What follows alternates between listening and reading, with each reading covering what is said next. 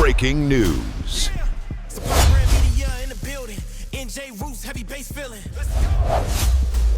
Breaking news, folks. Anthony Joshua versus Jake Paul is legit and officially signed. And it's not, in my opinion, going to be a boxing match.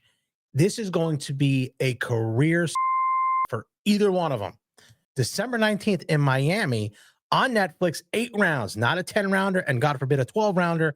And it's going to be in the heavyweight division. It's a little bit different than what Jake Paul, he's not going to have the advantage here in this one. But it is official. It is not going to be an exhibition. It is not the YouTube charity scrap. This is legit. That goes on both of their records. And somebody is going to regret signing that contract. Look at the two combatants here. AJ, two-time heavyweight champion, Olympic gold medalist, 6'6", 250, and he looks like he's carved out of granite.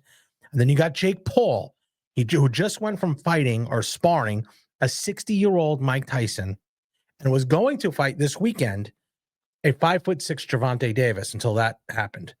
Now he's fighting a freak show in Anthony Joshua. Now, you have to give Jake Paul credit. This is not a step up. You are like taking the escalator up to the top floor. But let me be real with you. If AJ were to lose, his stock is crashing harder than the 2008 stock market that we saw the housing debacle happen. It would be really bad. You cannot get knocked out by a YouTuber and still walk around calling yourself elite. Now, Jake Paul calls himself a YouTuber, but he does have some skill. That's it. I mean, but you are the two-time heavyweight champion of the world who just knocked out Francis Ngannou. You did lose to Daniel Dubois, but Daniel Dubois is heavy-handed and he's a good fighter. He's a legit fighter. But if Jake gets smashed, and it's very possible he may get knocked out like Francis Ngannou, the whole Jake Paul is a real boxer storyline ends there in this for the elites. He won't be considered, a true professional fighter fighting elites, because Anthony Joshua is a legit fighter. He is legitimate. And his resume proves it. So it's not just like, oh, this experiment's over. So many people are saying their experiment's over. He's done. He's fighting Anthony Joshua. And when I say it's the end of the Jake Paul being legit, I'm not saying he wasn't a fighter who couldn't be top 20, 25. I'm saying him calling out the elite of the elite. That ends right there.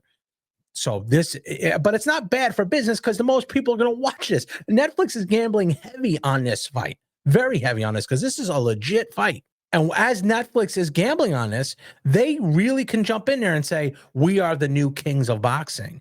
And it's gambling heavy on it. Now, for the people who say this could be a fixed fight, let me really stress this.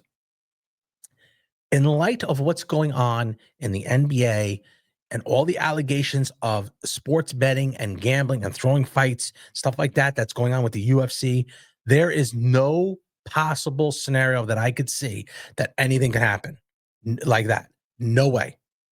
This is a legitimate, risky situation for Jake Paul. But on the flip side, for me personally, I think it's just as much of a risk for Anthony Joshua, only because if somehow he gets lucky and Jake Paul lands right on the chin, shaky chin that Joshua has, this could be crucial to his legacy, and it would crush it. It would crush his legacy. Now, if Jake were to land that punch, Eddie Hearn better run, because, man, he would troll him beyond belief. But here's the truth about this fight.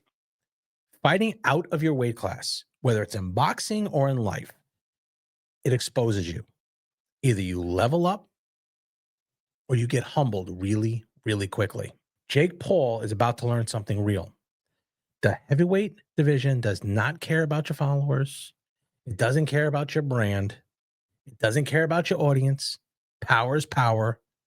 Pressure is pressure. And pressure exposes everybody. This fight is real. And I can't wait. to see who walks out of that ring and who leaves their career in that ring. It's one or the other. And as crazy as this sounds, on Netflix, December 19th, I will be glued in front of that TV.